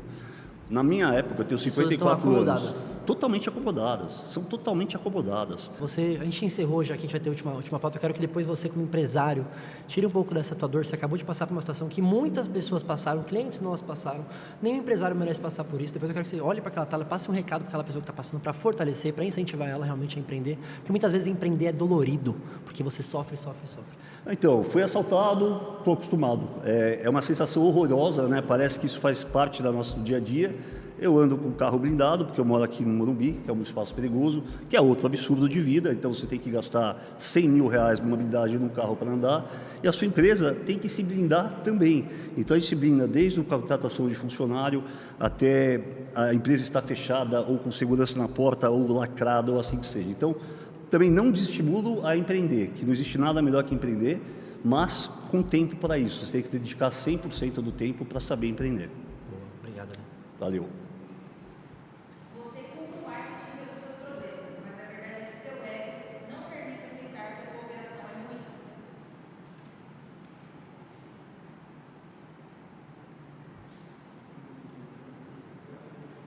Vamos com quem discorda aqui.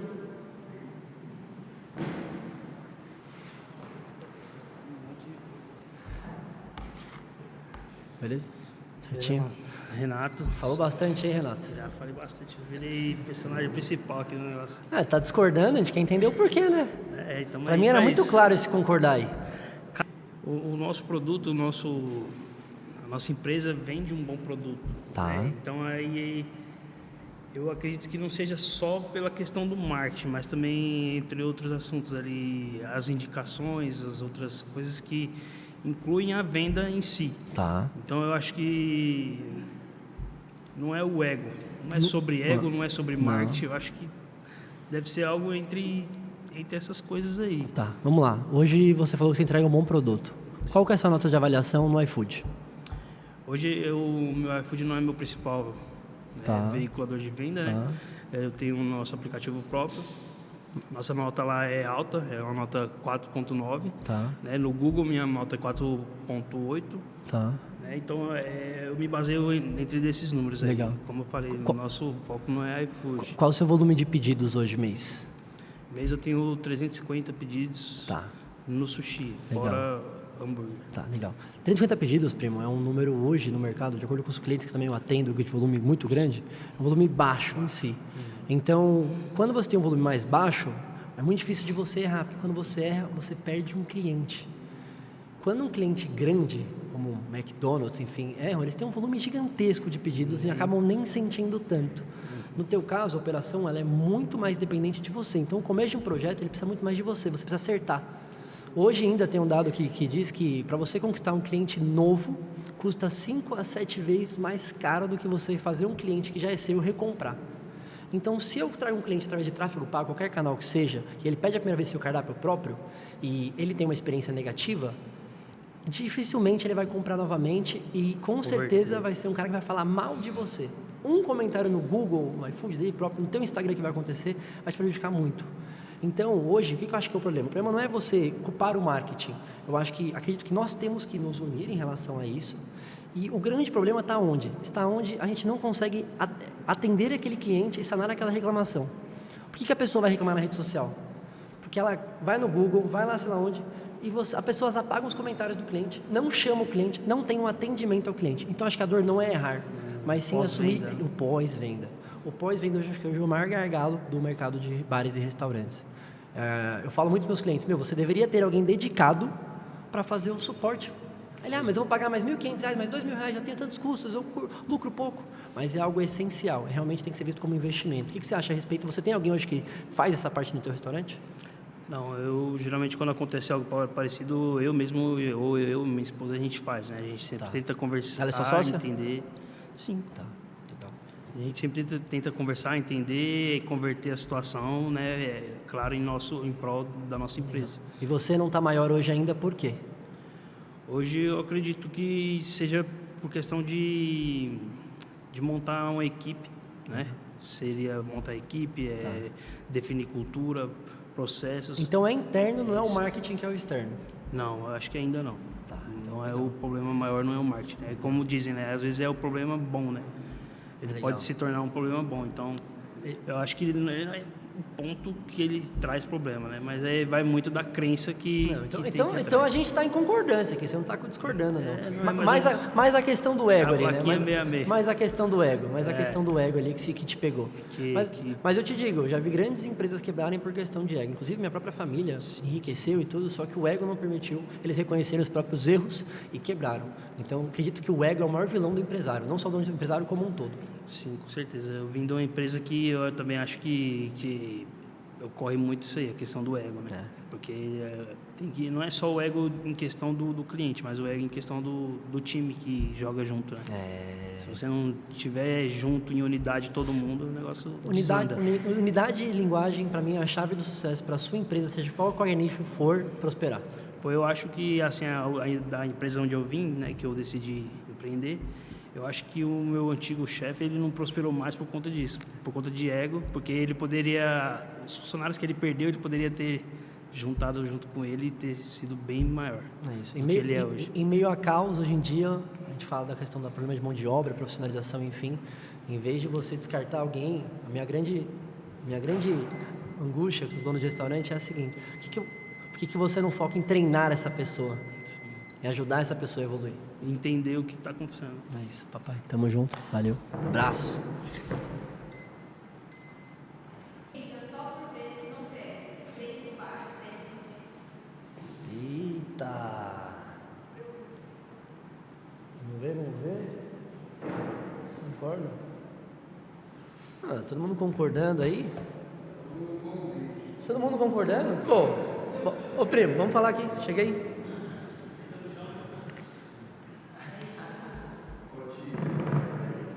Tudo bem? Certinho, beleza? Bom. Por que você concorda com esta afirmação? Porque, assim como tem restaurante que vende preço baixo, vende, como disse o próprio Felipe anteriormente, e vende no volume, tem restaurante que vende a preços muito mais altos e é tão lucrativo ou mais do que um restaurante que vende a preço baixo. Tá. Isso eu acho que é, como diz o velho ditado, né? Há público para todo mundo. Tá. Há público para o que compra a um preço alto, há público para quem compra a preço mais baixo. Óbvio que dependendo do público que você tiver, a concorrência e a briga é maior ou menor, enfim, acredito eu. Porque você pega um restaurante de, sei lá, de um valor agregado, como disse o colega aí, mais alto, você vai brigar por um público menor. Tá. Tanto que quando você vai para uma camada popular, um preço popular, você vai brigar por um público maior, porém tem muito mais concorrência. Então, eu acho que fica meio que elas por elas ali. Beleza.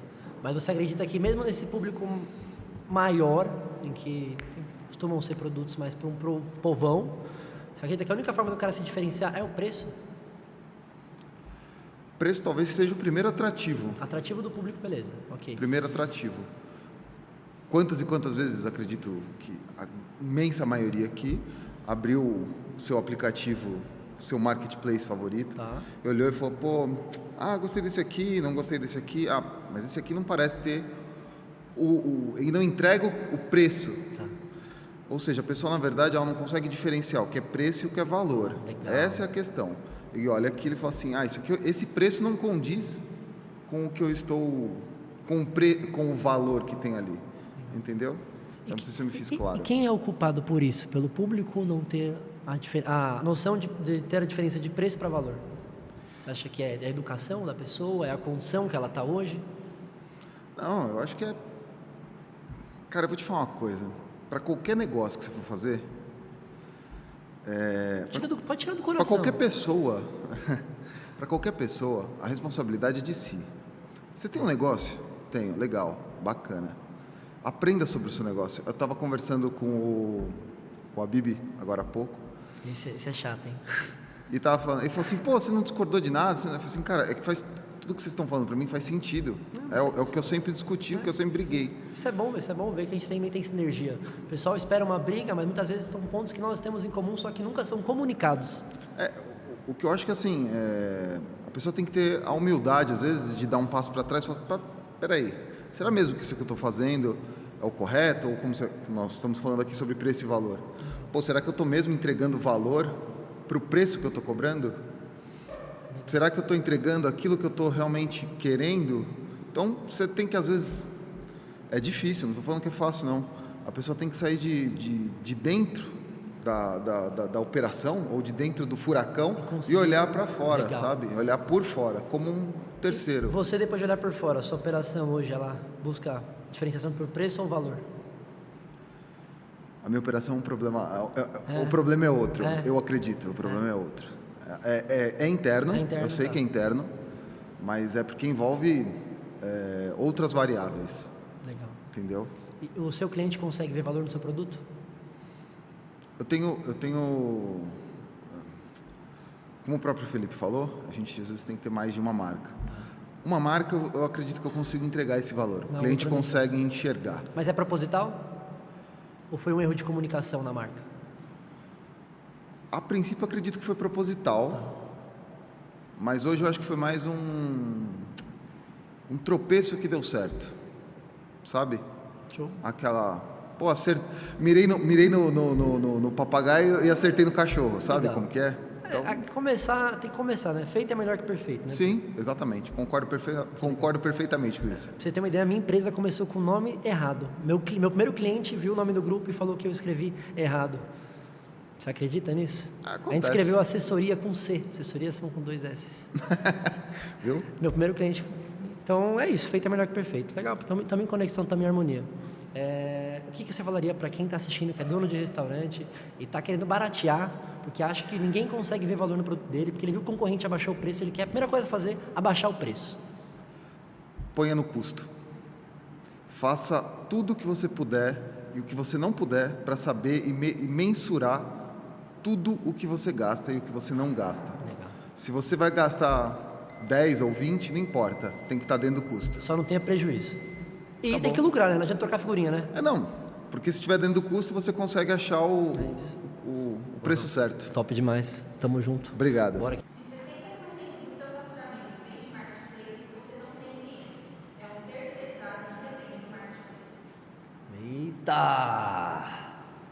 Eita! Ô papai, já que você discorda, né? Por favor. E aí, tudo bem? Você é dono de restaurante ou é modelo, pai? Você é louco, galã. Manda, o que você discorda disso daí, pai? Você não acredita que você é um refém? O cara que tem 70% do faturamento dependendo de um marketplace. Eu não tenho muito embasamento no assunto de delivery, né? Legal. Porque não é o meu foco. Tá. Mas como eu discordei, como outros, e você me chamou, eu acredito que a gente está falando de quanto, né? Porque quando a gente fala de porcentagem, pode ser infinito. Vamos dar um exemplo real? O cara fatura R$1 milhão hoje e 70% do faturamento dele hoje é iFood, R$700 mil. É iFood. Então, iFood não, Marketplace, no contexto geral. Vamos falar que é um Marketplace geral. Se ele está repassando isso para o consumidor final e está entrando dinheiro no bolso, tranquilo, é um negócio. Tá, vamos fazer na posição em que ele está diminuindo a margem dele para conseguir ser competitivo, né? Porque um jogo de volume no iFood, muitas vezes, ele tem que abaixar um pouco o preço. Tem a questão de frete, enfim, tudo. Vamos colocar um cenário desses, tá? E aí? Tá. Bom, se a gente for falar de cenário, vamos lá. Legal. Porque se a gente for falar de cenário, aí a gente tem que pensar qual é o ponto que o cara tá. Porque se os outros 30% vêm da loja, e em que lugar de São Paulo, por exemplo, ele tá?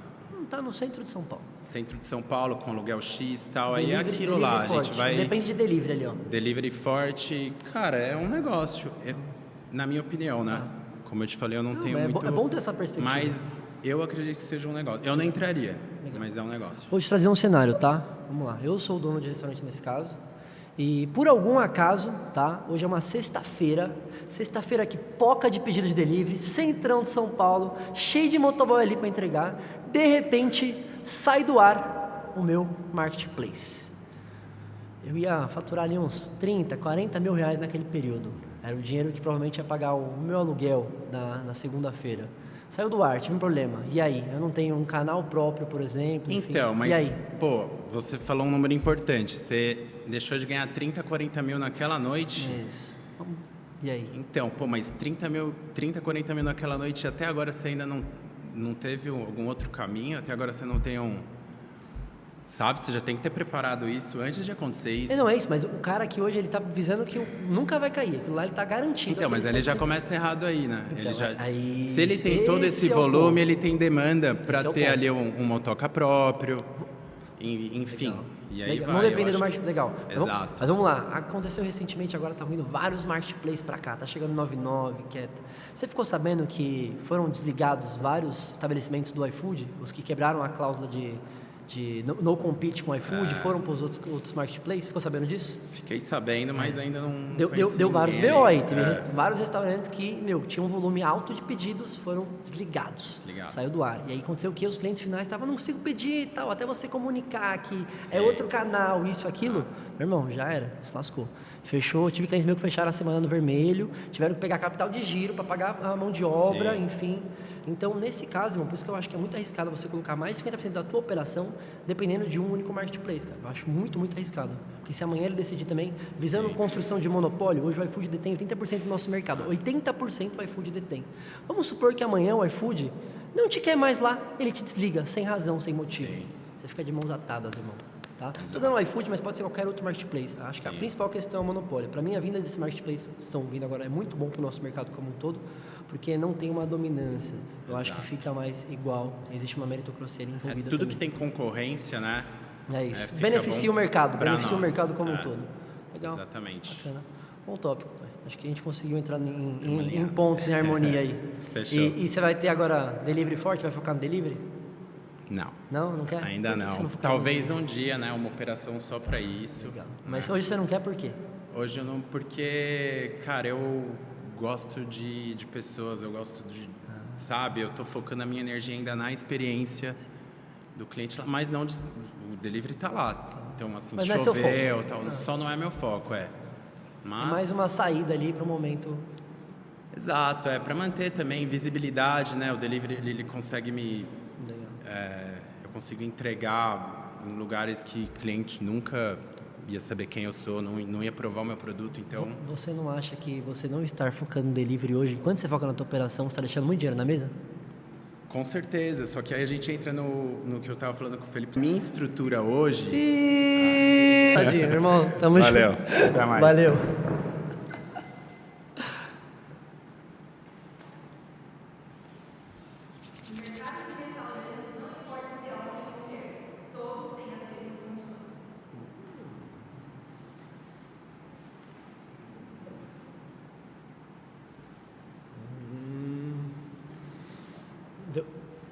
Deu polêmica aqui, hein? Vamos deixar a mulher falar? Por favor. Tudo bom? Eduardo. Prazer, tudo bem? Bom, eu discordo. Eu acredito que você, sendo mulher e estando no mercado ali de restaurantes, as pessoas têm muito preconceito. Elas olham para você e acham que, não é capaz e tudo mais. Os funcionários, eles não te respeitam, o fornecedor não te respeitam. Então, é muito complicado realmente estar no mercado sendo uma mulher. Legal. E qual foi a sua experiência, só para eu entender esse contexto? Então, eu tive restaurante durante 2 meses, onde meu pai investiu e tudo mais. E eu tive diversas situações onde ali, a ponto de chegar numa reunião e a pessoa falar direto com meu pai e não olhar para mim, sabendo que eu sou a dona. A ponto também, num restaurante, quero falar com a dona. Eu sou a dona. É você? Tipo, a pessoa não te dá aquela credibilidade, entendeu? Então, assim, é realmente muito difícil. E eu chegava a pensar, eu não preciso disso, entendeu? Essas situações eu não preciso passar por isso. Então eu realmente falei, não dá. Você largou não mão? Sim. Não, é realmente isso é um fato, tá? Existe realmente um preconceito, existe uma discriminação. A mulher como um todo, tem um dado aqui sobre a pesquisa sobre delas, mais de 50% das mulheres trabalham hoje, dizem que já sofreram assédio, enfim. Eu mesmo já presenciei minha equipe financeira, que hoje faz o sistema de cobrança dos donos de restaurante, serem assediados, enfim. Então, realmente é algo que não deveria mais acontecer. Isso é algo que, assim, de hipótese nenhuma deveria acontecer, porque as mulheres já provaram a sua capacidade. As mulheres, inclusive, tem uma outra pesquisa que eu quis saber mais sobre o assunto, que empresas geridas por mulheres tendem a dar mais lucro. Porque a mulher fecha ali, né? Os árabes vêm, gastam dinheiro, a mulher, não, segura. Eu até falo que o meu sócio, ele tem alguma coisinha com o gênero feminino, porque ele segura a mão, é um árabe assim, ó, turco, não quer. Mas vamos lá.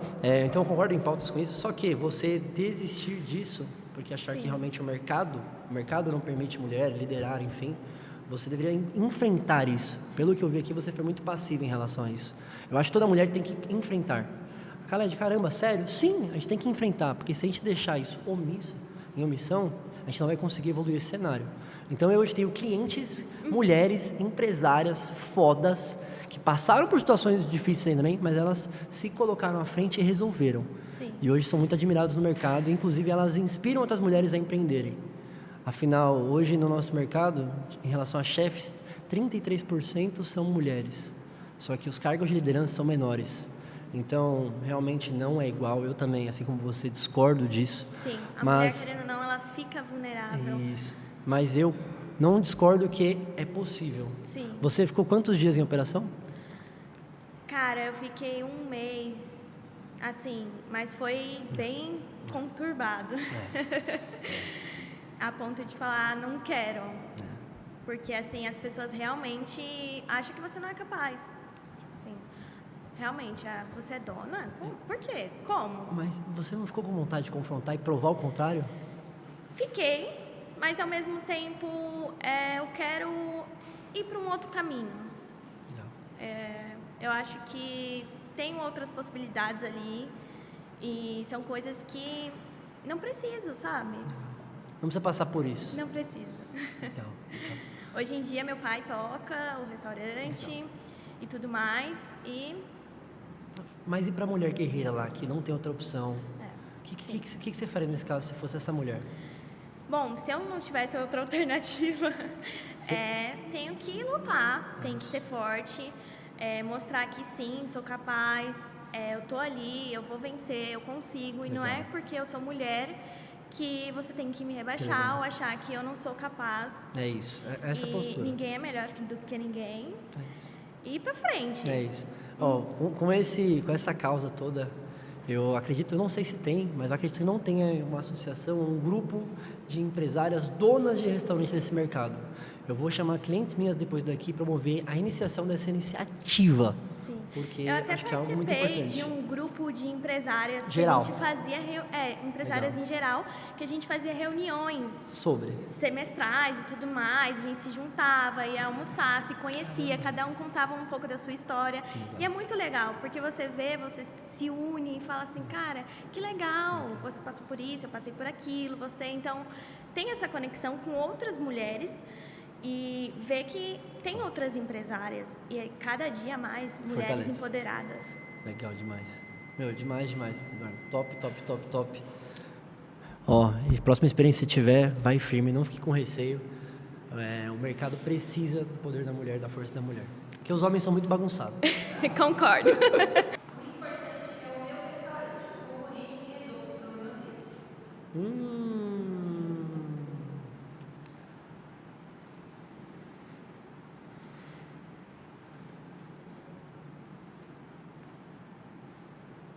Barbudão, chega aí, pai. Falei que ia te pegar hoje, hein? Te falei que ia te pegar, pai. Não fugi, não. E aí, meu irmão? E eu passo Tá por bem, isso, pai? hein? Eu passo por isso. Você passa por isso? No meu nicho que eu tô, abriu muita coisa, tipo, desse ano pra cá, em volta, abriu um monte de coisa com o preço lá embaixo. Tá. Qual nicho? e bar e hamburgueria, né? legal. Porque eu tenho São os dois ali, juntei os dois. Legal. E, meu, foi desesperador esse ano, tá sendo desafiante. Mas é aquilo, eu não vou mudar meu preço, eu tenho meu produto já está validado. Já tá validado. E aí eu sofro porque o pessoal vem, tipo, em volta, vem com o preço lá embaixo, mas eu tô procurando o meu. Mas eles vêm com o preço, tipo, muito ridículo, assim, tipo... Entra na guerra de preço, que a gente falou agora. Entra na guerra de preço. Entrou mais de 18 lugares novos na mesma região. Numa cidade de 15 km². Qual cidade? São Caetano do Sul. Legal. Em questão de 3 bairros ali próximo. Mesma gastronomia? É. Tá. Legal. Bacana. Seu nome, perdão, irmão? Vitor. Vitor, vamos lá, Vitão. Você já chegou a conversar com essa galera? Com outro. Os que eu tenho mais intimidade, né? Os comerciantes que eu tenho mais intimidade, que fizeram questão de conversar com a gente. Vamos lá. Você quer mudar esse cenário, certo? Esse cenário é ruim para todo mundo. Sim. Todo mundo, essa guerra de preço é ruim para todo mundo, certo? Você percebe que hoje no mercado tem surgido muitos movimentos de união de restaurantes, mentorias para donos de restaurantes, masterminds, enfim, associações, tá? Sim. Irmão, se é algo hoje que te incomoda e te impede de crescer isso, correto? Correto. Por que você não joga esse ego de lado, tá? A maior humildade do mundo. Sim. Chama todo mundo desses caras aí. Claro, não sei se todo mundo vai, mas a grande maioria. Puxa uma reunião, conversem entre si, façam um combinado, porque a guerra de preços prejudica todos vocês. Vocês todos estão se fudendo. Vocês estão se fudendo. Um está se alavancando, o outro... todo mundo se fudendo. Todo mundo se fudendo. Sendo que podia ser resolvido facilmente com uma conversa, uma comunicação entre vocês. Claro, vai ter alguns que talvez não vão querer participar, mas esses que se fodam, né? Sim. Mas vocês vão conseguir ter força. E aí vocês vão conseguir se alinhar, porque, irmão, tem mercado para vocês. Saca? Se vocês não forem só na questão de preço, cada um vai gostar, às vezes vai gostar por causa que você aparece. Você bota o roxinho? Você aparece? Tô começando. Não tá começando? Às vezes o cara fala, pô, não vou comprar desse barbudo aí porque ele parece gente boa, humanização. Então vocês vão ter diferenciais fora preço. E o público vai conseguir perceber isso. Então eu promoveria um encontro entre vocês. Você acha que isso ajudaria? Eu acho que seria um ponto bastante importante, que seria... Top. Eu já tentei até pensar nisso, assim... Bora executar, mas pai. Nunca executei. Bora assim, executar essa porra, irmão. Porque, e querendo ou não, a gente é alinhado, assim, em volta, assim, ó. Tipo, acabei conhecendo muito Puxa. Puxa o encontro cara, no seu ali. Troca ideia de tudo, mas não troca ideia de negócio. Troca uma ideia de negócio, mano. Isso vai ajudar a região de vocês como toda. Vocês estão empreendendo, se fudendo pra caramba. Sim. O público final também. E vou te falar, quem se beneficia com isso, irmão? Quem tá junto, né? É isso. Então eu seguiria por essa linha, irmão. E aí, isso vai contra a frase, você discordou. Então eu quero que você saia daqui concordando. Foda-se meu concorrente, não, irmão. Se você se preocupar em ajudar ele, irmão, ter empatia, você vai ter isso de uma forma recíproca também. Acredita em energia? Meu medo é a falta do lado de lá. Não, mas pera. Legal. Se você fizer a sua parte... Sim. É isso que eu faço a minha parte. O importante é isso. Faz a sua parte. E aí, se eles não fizerem de lá, irmão... para colher morango. É isso. E planta pimenta, vai colher pimenta. Se você tiver de mente tranquila, pai, em paz... Se eles não quiserem abraçar a ideia, eles que fiquem nessa loucura. Mas eu tenho certeza que muita gente está pensando assim como você, só que ninguém executou. E esse é o grande mal do empresário, irmão. Fica tudo na ideia. Na ideia, irmão. Execução. Sim. É isso. Essa é uma boa, essa eu vou Gostou, aplicar. Pai? Essa eu vou aplicar. Gostou, pai? Essa eu vou aplicar. Agora você concorda aqui? Agora eu concordo, agora tá certo. Essa eu vou aplicar. Mais alguém quer falar aqui? Fechou então. Acabou? Finish? The end?